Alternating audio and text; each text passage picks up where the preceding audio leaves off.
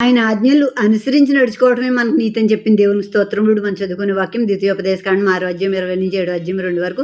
ఇక మీదట నీ కుమారులు మన దేవుడైన యెహోవా మీకు ఆజ్ఞాపించిన శాసనములు కట్టడలు విధులు ఏవన్నీ నిన్ను అడుగునప్పుడు నీవు నీ కుమారునితో ఇట్లను, మనం ఐగుప్తులో ఫరోకు దాసులమై ఉండగా యెహోవా బాహుబలం చేత ఐగుప్తులో నుండి మనల్ని రప్పించెను. మరియు యెహోవా ఐగుప్తు మీదను ఫరో మీదను అతని ఇంటి వారందరి మీదను బాధాకరమైన గొప్ప సూచక్రియలను అద్భుతములు మన కన్నుల ఎదుట కనుపరిచి తాను మన పితరులతో ప్రమాణం చేసిన దేశమును మనకిచ్చి మనల్ని దానిలో ప్రవేశపెట్టుటకు అక్కడి నుండి మనల్ని రప్పించెను.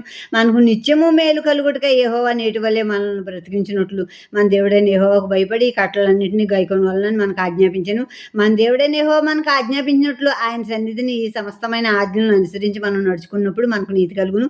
నీవు స్వాధీనపరచుకొనబోవు దేశంలోనికి నీ దేవుడైన యెహోవా నిన్ను చేర్చి బహుజనములను అనగా సంఖ్యకు బలమునకు నిన్ను మించిన హిత్తీయులు, గిర్గాషీలు, అమోరీయులు, కానానీయులు, పెరిజ్జీలు, ఇవ్వీలు, ఎబుసీయులు అను 7 జనములను నీ ఎదుటి నుండి వెళ్ళగొట్టిన తర్వాత నీ దేవుడైన యెహోవా వారిని నీకు అప్పగించినప్పుడు నీవు వారిని హతము చేయవలెను, వారిని నిర్మూలన చేయవలెను.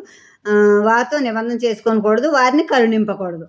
ఇప్పుడు నీ కుమారులు అడుగుతారు, నీకు ఆ దేశం ఇచ్చాక మీరు వెళ్ళిపోతారు, ఈ సంగతులు ఎరగని నీ కుమారులు అడుగుతారు, దేవుడు మనకి ఇచ్చిన శాసనాలు, ఆజ్ఞలు, కట్టళ్ళు ఇవన్నీ విధులు ఏంటని అడిగినప్పుడు అప్పుడు నువ్వు చెప్పాలి, ఇదిగో మేము ఐగుప్తులో ఫరోకు దాసులమై ఉన్నప్పుడు దేవుడు తన బాహుబలంతో, యెహోవా దేవుడు తన బాహుబలంతో, తన పరాక్రమంతో ఆయన మనల్ని ఐగుప్తు బానిసత్వంలోంచి విడిపించి తీసుకొచ్చి ఈ పాలు తేనెలు ప్రవహించే దేశాన్ని మనకి ఇచ్చారు. మనకి ఇచ్చినప్పుడు మనం ఇక్కడ ఆయన ఆజ్ఞానుసారంగా జీవించటమే, ఆయన శాసనాలు, కట్టళ్ళు అవన్నీ అనుసరించి ఆజ్ఞానుసారంగా జీవించడమే మనకి నీతి అని తెలియజేయబడింది.